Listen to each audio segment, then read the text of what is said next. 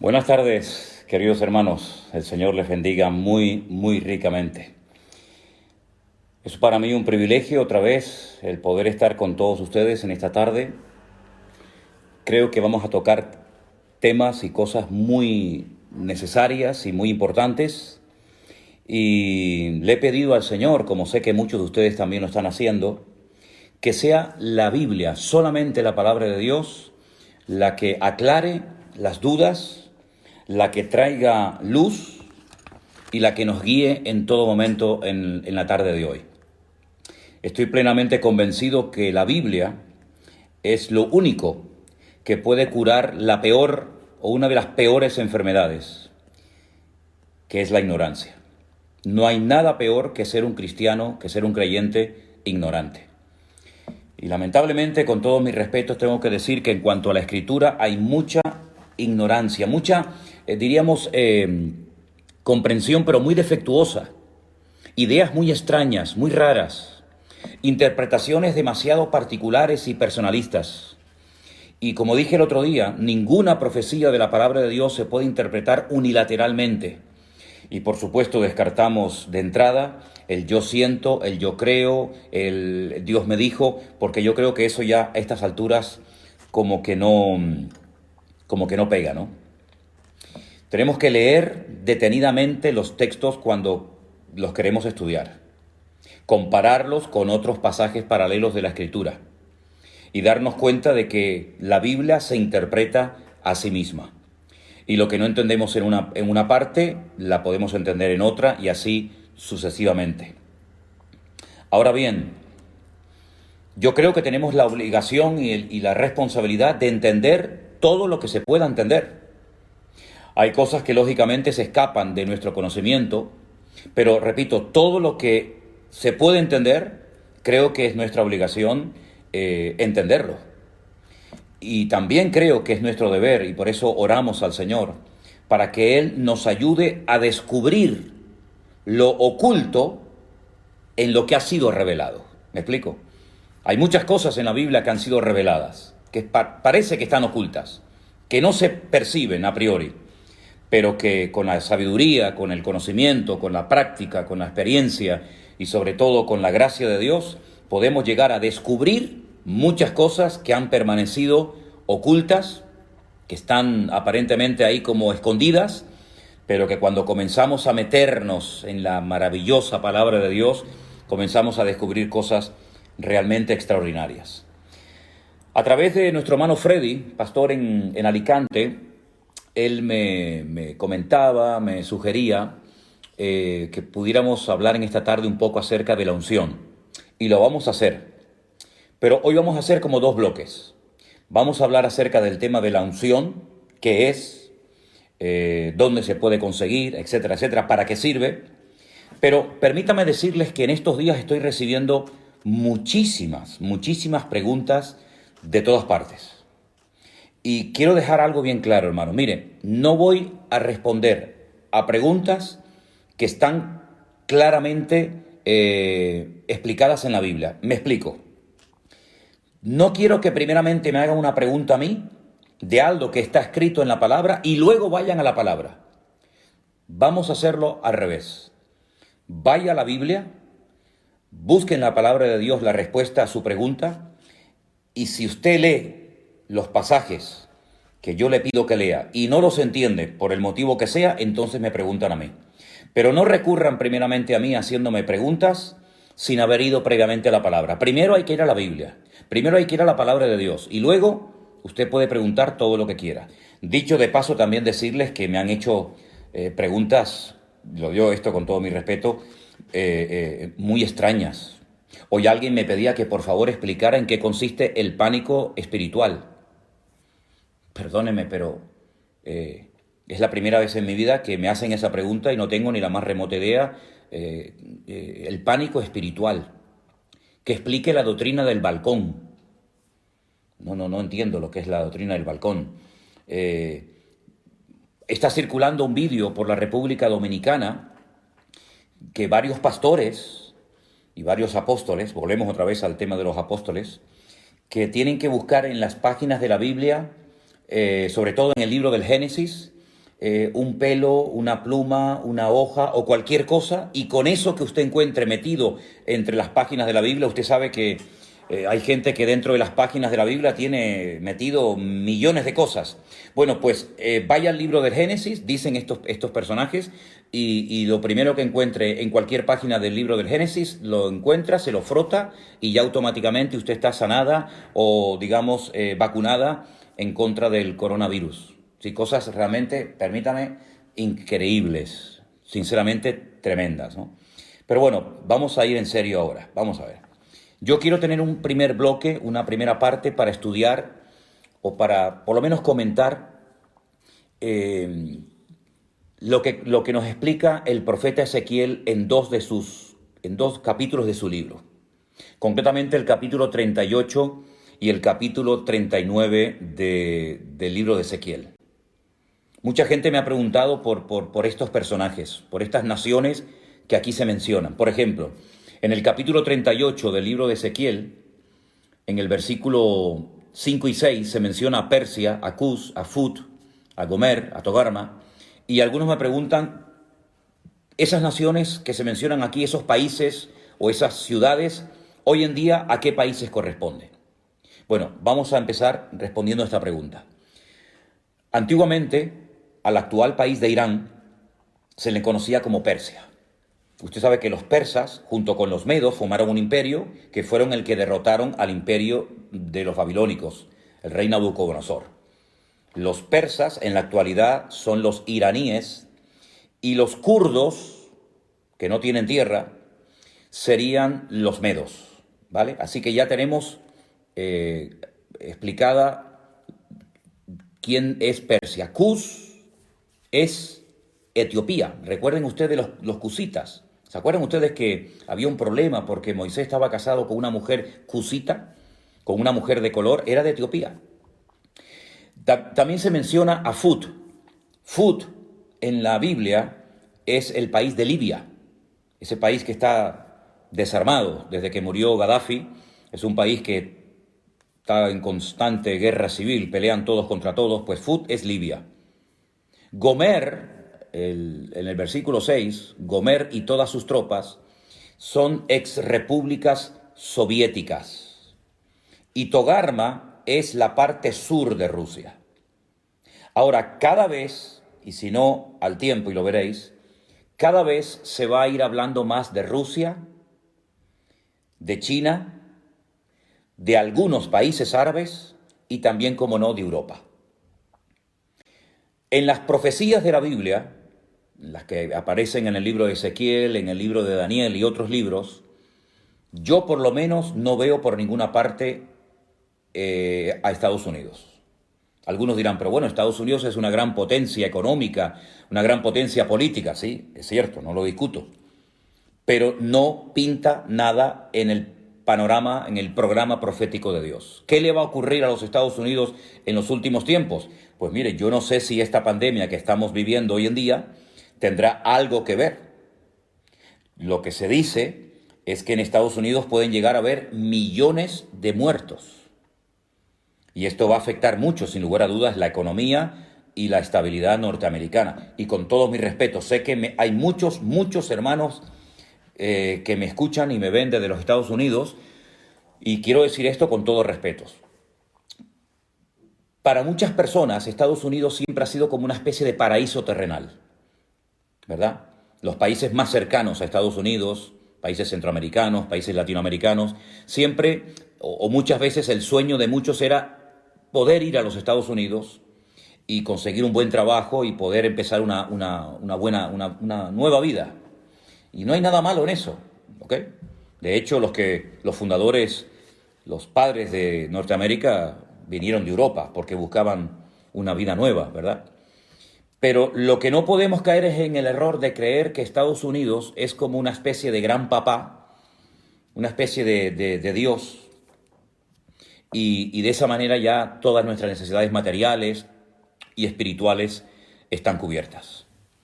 El famoso sueño americano, ¿verdad? Bueno, gloria a Dios por los Estados Unidos, gloria a Dios por todos los miles de misioneros que han mandado por toda la faz de la tierra. Gloria a Dios por los millones de dólares que han salido de las arcas de las iglesias y de los bolsillos de muchísimos hermanos y ministerios norteamericanos.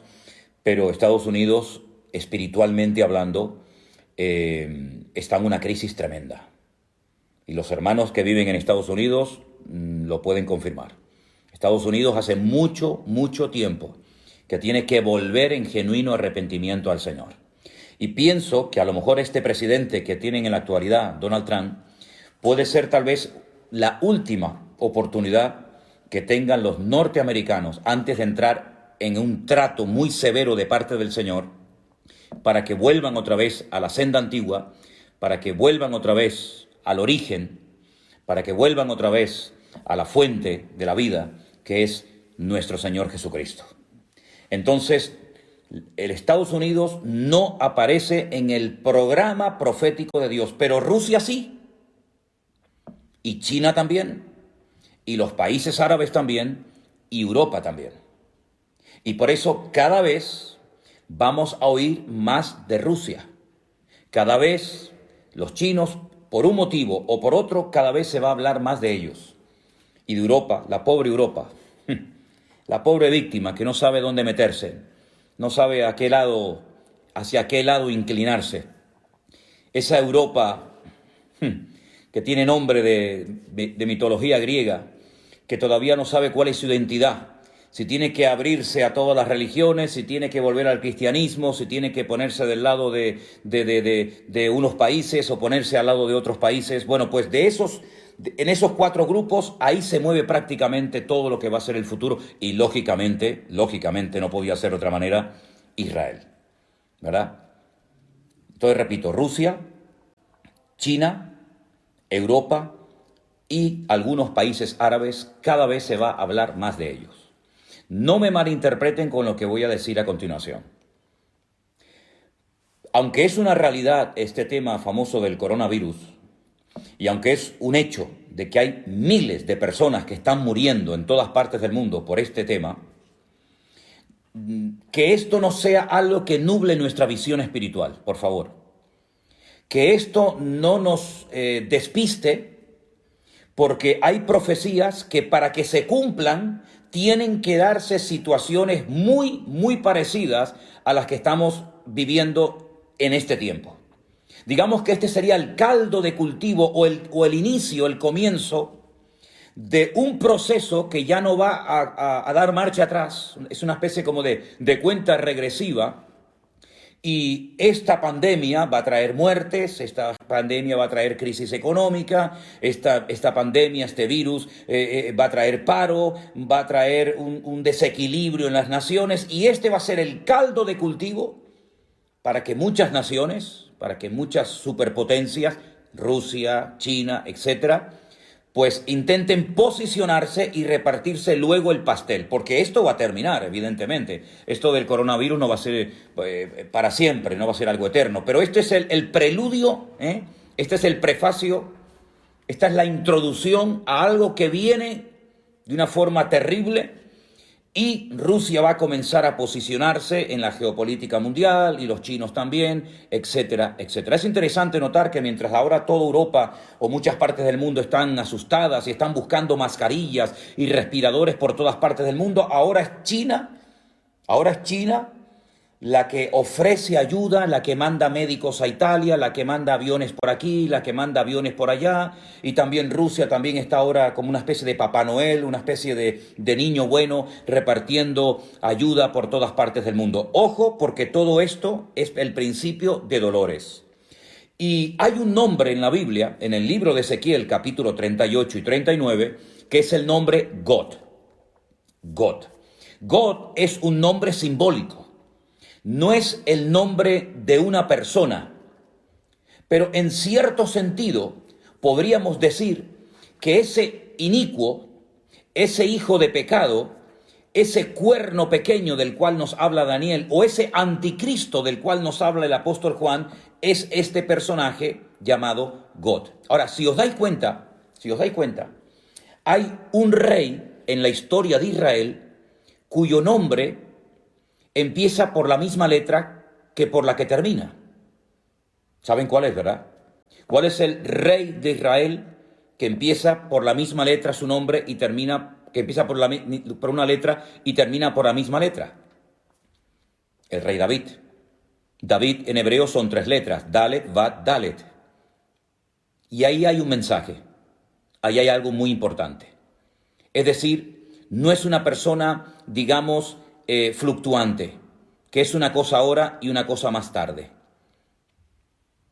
Fíjense qué nombre le da la Biblia a este perverso, a este inicuo, a este hombre de pecado, a este hijo de perdición, como lo denomina Pablo en una de sus cartas a la iglesia de Tesalónica. A este personaje se le conoce en el Antiguo Testamento como God. Y los judíos en Israel, en el judaísmo, se conoce a God como un hombre malo, al que nosotros denominaríamos o llamamos el anticristo. Y fíjense que su nombre empieza por la letra Gimel, la G en español, y termina por la misma letra, God, G-O-G. Es como una especie de imitación de todo lo que Dios, de todo lo que el Señor ha estado haciendo a lo largo de la historia. Es la última oportunidad que Satanás tendrá para poder alcanzar sus objetivos. Ahora, Satanás, por primera vez en toda la historia de la humanidad, va a ir en contra de su esencia. Porque el Señor Jesucristo dijo que Satanás es un ladrón que viene a hurtar, a matar y a destruir. Pero por primera vez en la historia, un instrumento tremendamente usado por Satanás, como va a ser este God o este anticristo, va a ofrecer algo que Satanás no puede ofrecer porque va en contra de su esencia. ¿Y saben lo que es? Paz y seguridad. Satanás, desde el día que se rebeló contra su creador, no ha tenido ni un día de paz. Es un ser atormentado, es un ser amargado, es un ser errante, no tiene amigos, no tiene familia, no tiene nada a lo que agarrarse. Es un ser solitario que sabe que le queda poco tiempo y a través de todas las edades ha intentado destruir, neutralizar, hacer fracasar el plan de Dios, y ahora cambia la estrategia y comienza a ofrecer a través de este personaje paz y seguridad. Ahora bien, este personaje, el anticristo, que se va a levantar en los últimos tiempos, se va a manifestar como el hombre de pecado, ofrecerá paz y seguridad, pero cuidado, es falso. Da una imagen totalmente diferente a lo que realmente es. Lo pueden ver en el libro de Apocalipsis. Su apariencia es una cosa, pero cuando habla es otra. Entonces es muy importante ver los animales de los cuales se habla en el libro de Daniel, y nos dice la Biblia que es como un león, que es como un oso, que es como un leopardo. Es una mezcla de esos imperios que nos han precedido en el pasado, pero lo que va a hacer a los 3 años y medio de su reinado, de su gobierno, va a ser una traición. Se va a volver en contra del pueblo de Israel. Pero aquí también Dios sigue dominando y controlando el orden mundial. Porque, dicho sea de paso, si os dais cuenta, cada vez esta expresión que acabo de mencionar, cada vez se está oyendo más en la televisión, en las radios. El nuevo orden mundial, el nuevo orden mundial. Todo va a cambiar. La geopolítica, la economía, etcétera. Bueno, pues esto del nuevo orden mundial no es nuevo, por lo menos para nosotros los estudiantes de la Biblia, los que creemos en el Señor. ¿Por qué? Porque evidentemente viene un nuevo orden mundial. Das en cuenta que ya, por ejemplo, uno de los grandes de Europa ya se fue. Esto era impensable hace unos años, que los ingleses decidieran marcharse de Europa, pero ya es un hecho. El famoso Brexit ha hecho que Inglaterra saliera de Europa. Ya es uno menos. Hay una serie de países en este momento en Europa que no están dispuestos a echar una mano, a ser solidarios, por ejemplo, con Italia, por ejemplo, con nosotros los españoles, por ejemplo, con Francia. Hay una tirantez, hay una división interna en la Unión Europea, que de unión no tiene nada. Y por otra parte, están ahí como esperando la oportunidad los árabes. Los árabes que van a jugar un papel fundamental en los últimos tiempos, porque los árabes tienen algo que el mundo necesita, pero se está tratando de desarrollar nuevas tecnologías, se está tratando de evitar que se dependa 100% del petróleo de los países árabes. Y ahora, por ejemplo, Estados Unidos está pensando en venderle de su petróleo al mundo. Y por otra parte tenemos a Rusia desde hace años con tecnología curiosamente alemana y norteamericana, parece mentira, tratando de hacer un oleoducto para suministrar gas a toda Europa y para que no dependamos del gas, por ejemplo, de Marruecos o de otros países. Es decir, que todo esto del coronavirus es un hecho, es una realidad, no cabe la menor duda. Pero también no nos olvidemos, hermanos, siervos de Dios, Iglesia de Jesucristo, no nos olvidemos que detrás de esta cortina de humo, detrás de este hecho del coronavirus, se están dando movimientos entre bambalinas que van a cambiar el rumbo de la historia de la humanidad, pero no les quepa a ustedes la menor duda. En los capítulos 38 y 39 del libro de Ezequiel se mencionan a Mesec y a Tubal. Sería muy bueno que ustedes anotaran esta cita, Génesis capítulo 10. En Génesis capítulo 10 se nos habla acerca de los hijos de Jafet. Yo no tengo tiempo para explicar todo esto ahora, pero cuando Noé salió del arca, sus tres hijos, Sem, Can y Jafet, se extendieron por todas las naciones de la tierra y todas las naciones tienen su origen en Sem, en Can o en Jafet. Y hijos de Jafet fueron Mesed y Tubal, es decir, que Mesed y Tubal fueron nietos nada más y nada menos que de Noé. Y estos hijos de Jafet, estos nietos de Noé, sería muy interesante que ustedes vieran dónde se ubicaron, dónde comenzaron a reproducirse, qué países del mundo comenzaron a poblar, de tal manera que de esas regiones en los últimos tiempos se levantarán ejércitos tremendamente poderosos y armados hasta los dientes y que van a ser llevados, escuche bien esto, van a ser llevados por Dios hasta Israel para que allí conozcan el poder de Dios. Es decir, Dios nunca ha perdido el control de las naciones, ni del mundo. Dios es soberano y Dios sabe cuándo y cómo y dónde mover a los líderes, a las naciones, a los ejércitos, etcétera, etcétera. Y es Dios el que lleva a God hasta la tierra de Israel y dice que allí es donde muere. Permítame leerles Ezequiel capítulo 39, versículo 11, para los que tienen su Biblia abierta. En aquel tiempo yo daré a God lugar para sepultura, allí, en Israel. Allí es donde será enterrado God, en el valle de los que pasan al oriente, al mar, y dice que en aquel lugar enterrarán a God y a toda la multitud que viene con él. Y aquel lugar será llamado el Valle de la Multitud de God. Es muy interesante que aún esta batalla, esta famosa batalla de Armagedón, aún no se ha llevado a cabo, y ya el Señor nos dice de antemano a través del profeta Ezequiel dónde va a ser enterrado God.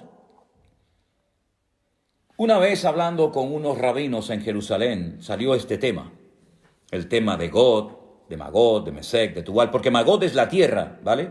Magog es la tierra sobre la cual reina God, ¿bien?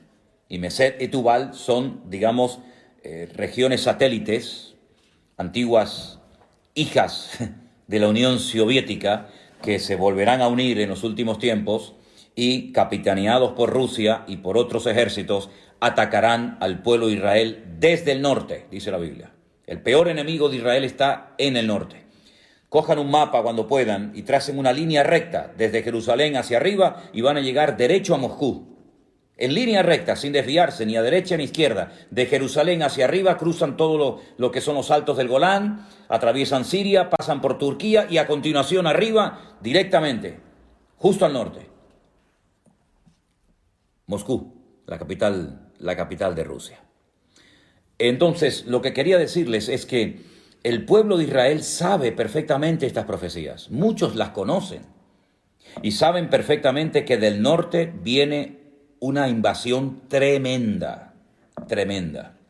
Ahora, como les decía, hablando una vez con estos rabinos, y salió el tema de God y cómo iba a ser enterrado y todo esto, me dieron una explicación, una respuesta interesante. No digo que sea exactamente así, pero yo os la voy a compartir porque sé que a muchos de ustedes les interesa este tema. ¿Se acuerdan ustedes cuando Noé salió del arca? Dice que al poco tiempo Noé apareció totalmente desnudo, borracho en la puerta de su tienda. Recuerden los 3 nombres de los hijos de Noé: Sem, Can y Jafet. Dice la Biblia que Can se burló de su padre. Parece ser que hubo sus más y sus menos. Y cuando Noé despierta, maldice a la descendencia de Can. Maldice a Canaán, que aún no había nacido. Los cananeos son descendientes de Can. Y eran naciones, eran pueblos que estaban totalmente bajo la maldición de Noé. Porque hizo burla de su padre, porque vio la desnudez de su padre. Sin embargo, Sem y Jafet marcharon marcha atrás y taparon la desnudez de su padre. Y estos rabinos me decían que por un detalle de Dios a los descendientes de Jafet, y uno de ellos es God, el Señor le permite sepultura en la tierra de Israel. Ahí queda eso. Cómanse el pescado y dejen las espinas a un lado. La batalla será de tal magnitud, y quiero dejar una cosa bien clara, esta batalla que se describe en los capítulos 38 y 39 del libro de Ezequiel aún no se ha llevado a cabo. Esto es profético, esto nunca ha ocurrido. Esto es algo que va a ocurrir en los últimos tiempos. Desde Tbilisi, vecino con Rusia. Qué interesante este mensaje que nos acaba de mandar Miriam Masi. Te saludo desde Lisi, Europa del Este, país vecino con Rusia. Interesante. Esta batalla será de tal magnitud que una vez que termine, y la batalla se llama la batalla de Armagedón, se va a llevar a cabo en un valle precioso que he tenido la oportunidad y el privilegio de verlo muchas veces, de caminar por él, de conducir por medio del valle. El valle de Jezreel o el valle de Megiddo. Es un valle inmenso. Ya Napoleón dijo cuando lo vio, este es el valle perfecto para llevar a cabo una gran batalla. Bueno, pues en ese valle se va a llevar a cabo una batalla tremenda que va a llegar hasta el Monte de los Olivos en Jerusalén, donde muere el anticristo y muchas de sus tropas. Y una vez que la batalla termine, dice que estarán durante 7 años quemando al fuego el armamento que las tropas trajeron para atacar al pueblo de Israel. Allí habrán tropas de todas partes del mundo, También los chinos mandarán millones y millones de soldados para atacar al pueblo de Israel. Porque al final todas las naciones del mundo quieren conquistar Jerusalén y la quieren para ellos. Y la Biblia nos enseña que en ese valle de Armagedón la batalla será tan espectacular. Dice la Biblia que lloverá lluvia impetuosa, piedras de granizo, fuego y azufre. Apocalipsis dice que serán del peso de un talento, 45 kilos. Probablemente está haciendo referencias a bombas, vete tú a saber. Y la Biblia nos enseña que durante 7 años después de la batalla de Armagedón estarán quemando el armamento de todas aquellas personas que vinieron a pelear contra Israel. 7 años. Pero en el versículo 12 dice, y la casa de Israel los estará enterrando por 7 meses para limpiar la tierra. Fíjense la cantidad de millones de personas que mueren, que estarán 7 meses enterrando muertos. ¿Se acuerdan ustedes esas imágenes terribles que están en blanco y negro, que nos recuerdan la liberación de los campos de concentración de Europa por las fuerzas aliadas? Cómo se veían unos bulldozers, cómo se veían unos tractores enormes arrastrando multitudes y multitudes de cadáveres para echarlos en fosas comunes. Miles y miles de judíos que fueron enterrados como si fueran animales, sin ningún respeto, sin ningún honor, que fueron enterrados multitudes. Pues durante 7 meses, y la Biblia no miente, la Biblia dice la verdad, durante 7 meses estarán enterrando los cadáveres de los soldados que fueron a pelear contra el pueblo de Israel. Porque en esa batalla todas las naciones de la tierra sabrán que el Dios Todopoderoso es el Dios de Abraham, el Dios de Isaac y el Dios de Jacob. Los enterrarán todo el pueblo de la tierra y será para ellos célebre ese día. Tomarán hombres a jornal, versículo 14, para que vayan por todo el país para enterrar a los que queden sobre la faz de la tierra, para limpiarla, y al fin de 7 meses se hará el reconocimiento. Pasarán los que irán por el país, y el que vea huesos de algún hombre pondrá junto a ellos una señal para que los entierren, para que entierren los sepultureros en el valle de Amón Gad. Esta sería una tercera guerra mundial terrible, brutal. Y les digo algo más. Estamos viendo cómo todas las naciones de la tierra están siendo afectadas, están siendo atacadas por un enemigo invisible, por un pequeño virus que mata. Pues miren lo que dice el capítulo 14 del profeta Isaías. Capítulo 14 del profeta Isaías. Dice, esta será la plaga. Qué curioso, ¿eh? Estamos en medio de una plaga. Pero es que hay otra plaga en el futuro, diferente a la que estamos viviendo ahora. Y esto es simplemente, como dije el otro día, un pequeño botón de muestra, un anticipo, un prefacio de lo que viene. Esta será la plaga con la que Dios herirá a todos los pueblos, habla en plural, que pelearon contra Jerusalén. Escuchen, la carne de ellos se corromperá estando ellos sobre sus pies, y se consumirán en las cuencas sus ojos, y la lengua se les deshará en su boca. Zacarías capítulo 14, verso 12, versículo 13. Y acontecerá en aquel día que habrá entre ellos gran pánico enviado por el Señor. Trabará cada uno de la mano a su compañero y levantará su mano contra la mano de su compañero. Se matarán entre ellos, van a pelear contra Jerusalén, van a querer destruir a Israel y al final se terminan matando y peleando entre ellos. Y no es la primera vez que esto pasa, porque en el Antiguo Testamento, en la Tanaj, sabéis perfectamente que esto ya pasó en otras ocasiones. Todos los que sobrevivan de las naciones tendrán que venir a Jerusalén cada año para adorar al Rey, al Señor de los ejércitos, y a celebrar la fiesta de los tabernáculos. Pero fíjense cómo esta plaga afectará tanto a bestias como a seres humanos, y morirán millones y millones de personas. 7 meses enterrando cadáveres, 7 meses enterrando muertos. Todo esto lo pueden leer ustedes en Zacarías capítulo 14, en Ezequiel capítulo 38 y capítulo 39.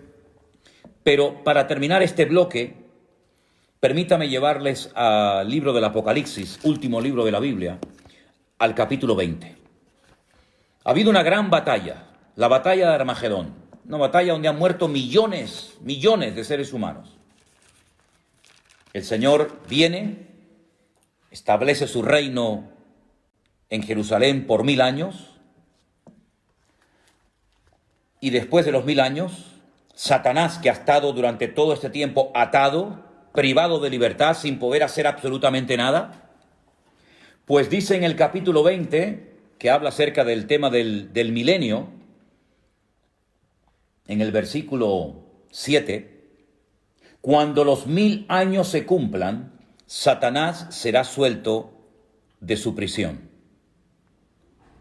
y saldrá a engañar a las naciones que están en los 4 ángulos de la tierra. Y otra vez menciona a Gog, a Magog, a fin de reunirlos para la batalla, el número de los cuales es como la arena del mar. Es decir, no han aprendido la lección.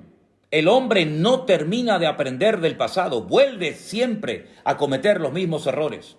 Han visto una batalla tremenda donde han muerto millones y millones de seres humanos, donde han estado 7 años quemando al fuego el armamento, donde han estado meses enterrando cadáveres, donde la sangre dice que ha llegado hasta la altura de los frenos de los caballos, por poner un ejemplo.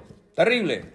Ríos de sangre. Es como un lagar donde Dios derrama su ira contra las naciones que vienen a atacar a Israel. Comienza el milenio, está el Señor Jesucristo, subimos a Jerusalén a adorarle, estamos allí con Él, vemos su gloria, vemos su imperio, vemos su dominio y su autoridad, sueltan al diablo y vuelven otra vez a juntarse las naciones para atacar otra vez al campamento de Dios. El hombre no termina de aprender. Aprenderán las naciones, aprenderán estos políticos que tenemos, las lecciones que nos está dando la historia, el mensaje que le está transmitiendo Dios a la humanidad a través de esta pandemia. En fin, ustedes saben perfectamente la respuesta. Pasamos a otro tema. La unción. ¿Qué es la unción? La Biblia nos enseña que los reyes, antes de poder gobernar, tenían que ser ungidos, ¿verdad? Vemos, por ejemplo, por poner un ejemplo, vemos a Samuel yendo a Belén de Judea, a la casa de un tal Isaí, para ungir con un aceite especial, el aceite de la unción, como se dice en Éxodo 25:6. Voy a dar una serie de versículos, los que están tomando nota, este es el primero, Éxodo 25:6. El aceite de la unción se preparaba con unas especies muy especiales. El aceite de la unción no se podía utilizar para otras cosas más que para ungir, ¿vale? Y allí en el libro de Éxodo, capítulo 25:6, se habla del aceite de la unción, y también en el libro de Levítico se nos dice un poco de su elaboración, de cómo se preparaba. Vemos en el libro de los Salmos, yo voy a dar el versículo y no puedo leer todos los textos porque si no esto sería interminable. En el Salmo 89:20 dice que el Señor ungió a David para ser rey de Israel. También a otros, ¿no? Pero concretamente el Salmo 89 es el salmo donde encontramos el pacto que hace Dios con David, y en ese pacto incluía una unción especial para ser rey de las 12 tribus de Israel, ¿vale? La palabra Mashiach, ungido, no es un nombre propio, como puede ser Antonio, Tomás, Santiago, Ricardo, Alberto, Manuel, sino que es un título, más que un título, es algo que se hacía sobre las personas, sobre algunos objetos, para consagrarlos para un servicio especial. Se ungían a los reyes, se ungían a los profetas, se ungían a personas para una función específica. El rey de Israel era el ungido del Señor. Ahora, esa unción, ese respaldo divino que se representaba derramando un aceite que se preparaba especialmente sobre la cabeza, sobre las vestiduras. Por ejemplo, en el Salmo 133 nos habla de la unción que se derramó sobre Aarón como sumo sacerdote en el tiempo de Moisés en el desierto, en el tabernáculo, ¿verdad? Esa unción, ese acto de Dios de respaldar a un hombre, de respaldar a una persona para ser rey, para ser sacerdote, para ser profeta o para una función en específica, esa unción, ese respaldo de Dios también se menciona en el Nuevo Testamento. Pero ya no se ve a nadie echándole aceite sobre la cabeza a nadie para que reciba la unción. Es cierto que en el Nuevo Testamento hay algunos textos donde se habla del aceite. Por ejemplo, hoy encontraba un versículo muy interesante, y ese sí quiero leerlo, en Marcos capítulo 6, versículo 13, en el Evangelio según San Marcos, capítulo 6, versículo 13. Yo no sé si se han dado cuenta de que ahí se menciona el aceite y la utilizaban los discípulos. Dice que echaban fuera demonios los discípulos y ungían, derramaban aceite a muchos enfermos y los sanaban. Hay un momento en el que los discípulos les ponían aceite a los enfermos y eran sanados. Y Santiago en su epístola nos dice que ¿está alguno enfermo? Llame a los ancianos de la iglesia para que vayan, lo unjan con aceite, y verdad. Entonces vemos que es algo también del Nuevo Testamento, pero no se utiliza en el Nuevo Testamento el aceite para ungir a un pastor, o para ungir a un diácono, o para ungir a una persona para que haga una función específica en el cuerpo de Cristo, es decir, en la iglesia. No, eso no se ve en el Nuevo Testamento. Ahora, sin embargo, el Señor Jesucristo dice en el Evangelio según San Lucas que Él fue ungido para dar buenas nuevas a los pobres. ¿Quién ungió? ¿Quién ungió al Hijo de Dios, al Señor Jesucristo, para el ministerio espectacular que tuvo durante su existencia? Hay dos versículos muy interesantes que me gustaría que leyéramos. Uno se encuentra en Hechos capítulo 4, versículo 27. Hechos capítulo 4, versículo 27, nos dice lo siguiente acerca de la unción. Dice, porque verdaderamente se unieron en esta ciudad contra tu santo Hijo Jesús, a quien ungiste,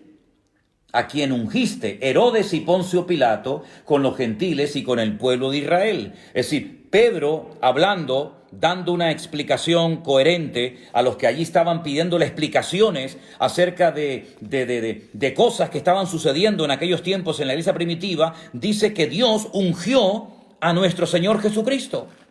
También en el mismo libro, pero en el capítulo 10, Hechos capítulo 10, versículo 38, dice, y cómo Dios ungió con el Espíritu Santo y con poder a Jesús de Nazaret, y cómo éste anduvo haciendo bienes y sanando a todos los oprimidos por el diablo, porque Dios estaba con él.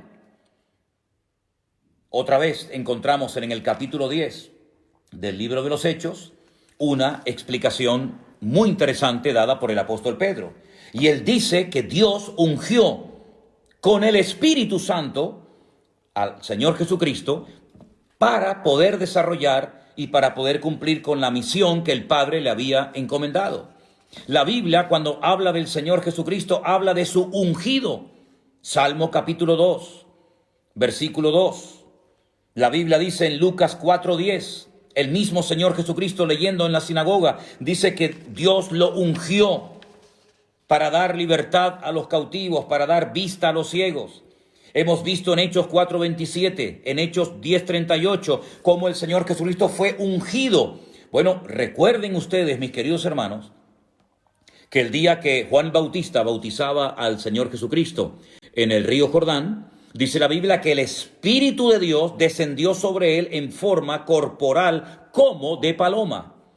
Y se oyó una voz del cielo. Y el Padre dijo, este es mi Hijo amado, en el cual tengo complacencia. Por lo tanto, el mismísimo Señor Jesucristo fue ungido con el Espíritu Santo para poder desarrollar una función, un ministerio realmente extraordinario. Ahora bien, hoy en día, sobre todo en ciertos y determinados círculos evangélicos, vuelvo otra vez a decir lo mismo, es que conozco muy bien ese terreno, conozco muy bien ese ambiente, porque me crié y estuve muchos años en él, y sé que el tema de la unción es un tema que se ha sacado totalmente de contexto. Y entonces incluso he estado en cultos donde se le echaba litros, botellas de aceite sobre la cabeza a la gente para que recibieran la unción de Dios. Eso no se ha visto en ninguna parte de la iglesia primitiva. Eso no se ve en ninguna parte del Nuevo Testamento. Pero sin embargo, en algunas iglesias evangélicas se ha visto y se utiliza muchísimo, no el uso del aceite para orar por enfermos, lo cual es bíblico. No digo que siempre haya que hacerlo, pero si se hace, no es ningún pecado. No estamos quebrantando ninguna norma bíblica, no es nada de superstición, ni es nada extraño. Se puede ungir con aceite a un enfermo. No hay ningún problema en hacerlo, es bíblico. Hay un texto de la Biblia que lo respalda. Luego, Hay que decir amén, aunque tal vez no te guste, no lo hayas hecho nunca, pero hay algo que la Biblia dice acerca de la unción sobre los enfermos. Pero en ningún momento encontramos en la Biblia a pastores, a apóstoles, a discípulos echando botellas y botellas, litros y litros de jarra y de aceite sobre la gente para que reciban la unción. Eso no es bíblico, eso no es correcto, eso no es de Dios. Eso es un disparate, eso es un invento de los hombres. Y la gente en su ignorancia, que es una de las peores enfermedades que tiene la iglesia, lamentablemente, y espero que se vaya sanando la iglesia con el bálsamo de la palabra de Dios, con el conocimiento de Dios. Espero que nos demos cuenta de que yo no tengo que ir a un altar para que un ungido me unja con aceite para recibir la unción del Espíritu Santo. Eso es un disparate. La unción no la da un hombre. La unción, el respaldo, lo da el Señor. Lo que pasa es que hay algunas personas que, como no tienen el respaldo de Dios, tienen que buscar el respaldo y la unción del hombre. Pero dice la Biblia, y vamos a leerlo, en 2 de Corintios, capítulo 1, versículo 21, repito, 2 de Corintios, capítulo 1, versículo 21, algo muy interesante referente a esto que estamos hablando en esta tarde. Dice, Él es el que nos confirma con vosotros en Cristo, y el que nos ungió es Dios. Eso lo dice la Biblia. Todas las Biblias del mundo dice que quien nos ungió es Dios. 2 de Corintios, capítulo 1, versículo 21. ¿Qué les parece? La Biblia dice que nosotros tenemos, ya es un hecho, es una realidad. Tenemos la unción de Dios en nuestra vida. Y como siempre digo, vamos a la Biblia. Vamos a la palabra. Primera de Juan, capítulo 2, versículo 20. Y dice así la palabra del Señor. Pero vosotros tenéis la unción del Santo. Vosotros tenéis la unción del Santo. Más adelante en el versículo 27 dice, pero la unción que vosotros recibisteis de Él, permanece en vosotros, y no tenéis necesidad de que nadie os enseñe, así como la unción misma os enseña todas las cosas. Y es verdadera y no es mentira. Así que, queridos hermanos y amigos, la unción de Dios se manifiesta de muchas formas. Evidentemente, no todo el mundo ha recibido la misma capacidad. Cambiemos, si quieren, la palabra unción por la palabra capacidad y así nos entendemos todos mejor, ¿les parece? Dios ha capacitado a unos para la enseñanza. Dios ha capacitado a otros para el evangelismo. Dios ha capacitado y ungido a unos para la música, a otros para cualquier otro ministerio. Pero todo creyente tiene el Espíritu Santo en su corazón. Ahora, yo sé que en algunos círculos evangélicos y sobre todo en algunas denominaciones, incluso en la denominación en la que yo me convertí, y lo voy a decir, las Asambleas de Dios. En las Asambleas de Dios se nos enseñaba que el que no hablaba en lenguas no tenía el Espíritu Santo con él. Claro, yo me crié en esa denominación, yo me convertí en una iglesia de las Asambleas de Dios y se nos enseñaba hasta la saciedad que los pentecostales tenían el Espíritu Santo y los que no eran pentecostales, es decir, los que no habían hablado en lenguas, no tenían el Espíritu Santo. Y lo creíamos, porque así nos lo decían. Y nosotros teníamos el Evangelio completo. El Evangelio completo. Los demás tenían un Evangelio pero incompleto. Nosotros teníamos la bombilla de 100 vatios, los demás de 25. Y crecimos con esa idea falsa, con ese orgullo denominacional que no es de Dios. Y cuando uno comienza a escudriñar las Escrituras, encuentra versículos como ese que dice, todos fuisteis bautizados en un cuerpo. Dios nos ha bautizado a todos. Todo creyente tiene al Padre, al Hijo y al Espíritu Santo. ¿O solamente es patrimonio de las iglesias pentecostales? ¿Todos los que hablan en lenguas realmente son lenguas de Dios o a veces son lenguas inventadas? Porque de esto habría que hablar largo y tendido, ¿eh? Otro día, si quieren, hablamos de esto. Todos los que hablan en lenguas verdaderamente reciben esa unción de lo alto, sus vidas son transformadas y todos hemos sido bautizados en un cuerpo. La experiencia de hablar en lenguas, si quieren, otro día hablamos de eso. Pero no es bíblico decir que solamente los que han hablado en lenguas tienen el Espíritu Santo. Eso es un disparate, eso es antibíblico y algún día muchos que han enseñado durante años eso tendrán que pedir perdón. Porque a la luz de las Sagradas Escrituras han enseñado algo que no es cierto, algo que no es verdad. Todos nuestros hermanos, aunque nunca hayan hablado y aunque nunca hablen en lenguas en su vida, todos los cristianos tenemos el Espíritu Santo en nuestros corazones. Bueno, no puedo leer, como pueden comprender, los saludos y las preguntas y las cosas que me hacen, porque estoy con un móvil, tiene una pantalla muy pequeñita y es prácticamente imposible leer todo esto. Pero permítame darles un versículo que después quiero que lo lean, si pueden, en sus casas. Isaías 45:1. Isaías 45:1. Miren, un hombre que no era cristiano, que no fue bautizado en agua, que no era pentecostal, que nunca leyó el Nuevo Testamento, que no dio diezmos ni ofrendas, un hombre que yo sepa que no habló ni en lenguas, ni interpretó, ni nada que ver, el Señor lo llama mi ungido. Estoy hablando de Ciro, un hombre que Dios capacitó, un hombre que Dios ungió para que fuera un instrumento tremendamente poderoso en las manos del Señor, para que trajera bendición al pueblo de Israel. Mi ungido, al que yo he capacitado, al que yo he dotado, al que yo he escogido, al que yo he apartado, para que sea mi ungido. También hay en la Biblia, en el libro de los Salmos, un versículo muy bonito, Salmo 105, versículo 15, Salmo 105, versículo 15, donde habla de mis ungidos. Y ahí entramos todos los creyentes. Ahí entra todo el pueblo de Dios. Somos los ungidos del Señor. Los Meshijí, somos los ungidos. También la Biblia nos habla de dos ungidos, que en Zacarías 4, versículo 14, son lo que en Apocalipsis se les llama los dos testigos, pero que Zacarías lo llama los dos ungidos.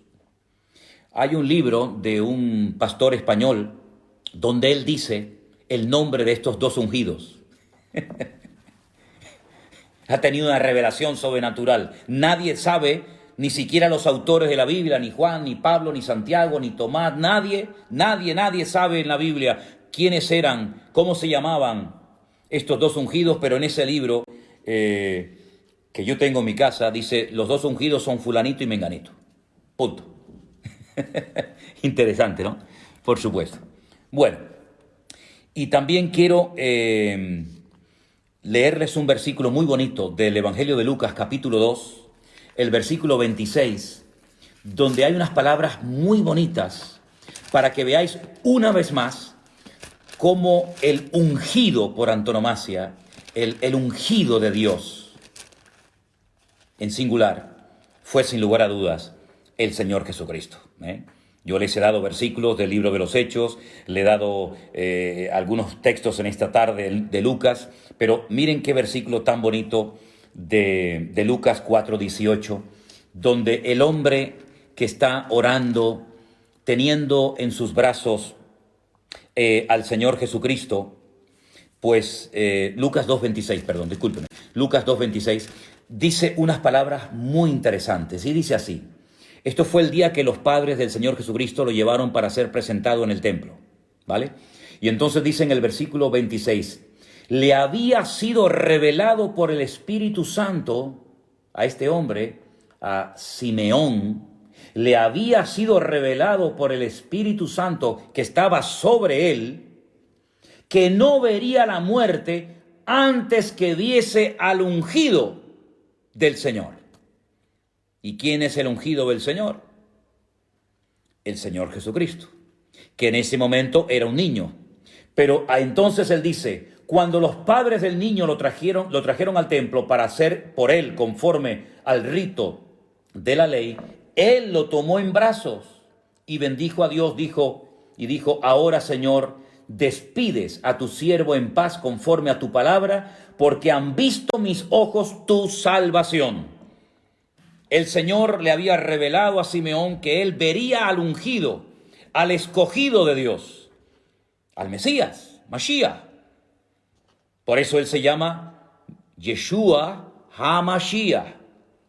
Mashiach no es un nombre, es la capacitación sobrenatural de Dios para poder ejercer la función a la cual Dios nos ha llamado. Pero todo creyente tiene la unción de Dios. Eso lo dice la Biblia. Todo creyente tiene la unción del Santo. Todo creyente tiene al Espíritu Santo morando en su corazón. Así que vamos a ponernos ya los pantalones largos, vamos a dejar de ser niños fluctuantes y niños ignorantes y vamos a dejar de ir a un lugar para que me unjan y vamos a dejar de pasar al frente en la plataforma para que el pastor me ponga las manos y me transmita su unción. Pero ¿en qué país vivimos? Vamos a ser serios, vamos a ser ya maduros. Una vez fui a una congregación, bueno, en varias ocasiones me ha pasado, pero recuerdo una aquí en Tenerife, un día, en una reunión se me acercaba un hombre y no hacía más que acercarse a mí y me le quedé mirando y le dije, ¿qué le pasa? ¿Usted qué quiere? Y me dice, es que yo quiero que me traspases tu unción. ¿Qué cosa es esa? Claro, es que se van al Antiguo Testamento y ven cómo Eliseo le pidió al profeta Elías la doble unción que vino sobre él. Sí, pero no fue porque tocó un botón. Lean todo el proceso, lean sobre todo los lugares a los que llevó el profeta Elías a Eliseo antes de recibir la unción. Y le dijo, lo que estás pidiendo es algo muy difícil de conseguir. Porque es una unción, es una capacitación sobrenatural para un tipo de ministerio profético que él sabía que había recibido.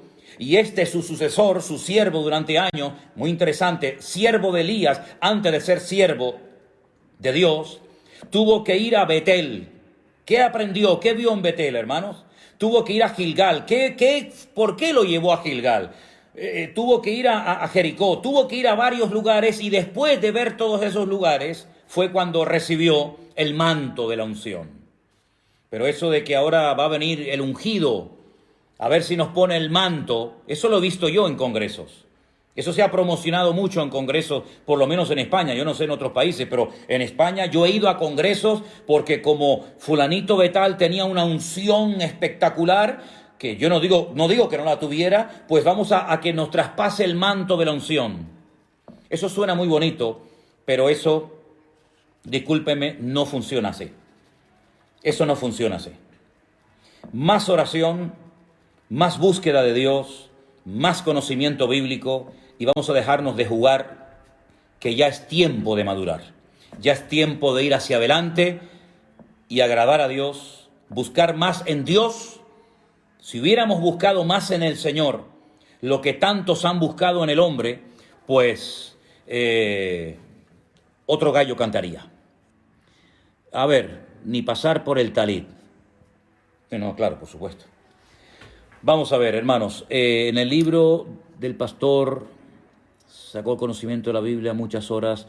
Bueno, créanme que me resulta imposible leer todos los mensajes porque entran tan rápido uno detrás de otro que ya después lo leeré con detenimiento.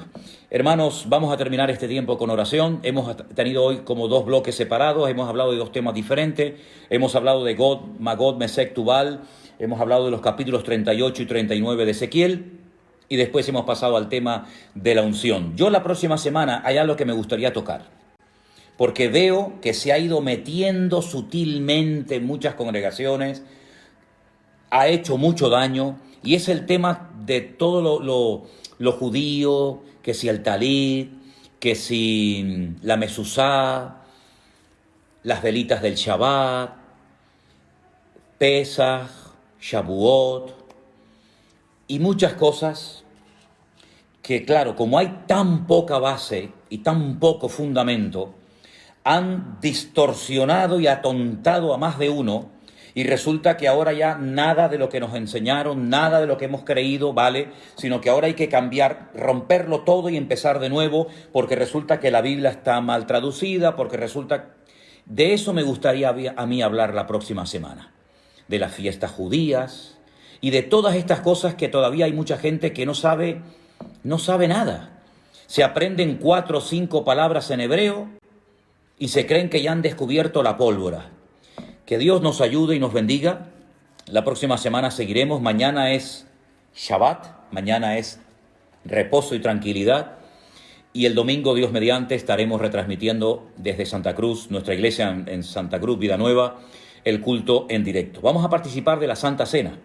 Yo les he pedido a los judaizantes, yo les he pedido a los hermanos de nuestra congregación que estén preparados, se los recuerdo a través de aquí del Facebook, que estéis preparados con vuestra copita de mosto, de vino, de trozo de pan, para que podamos participar juntos de la mesa del Señor.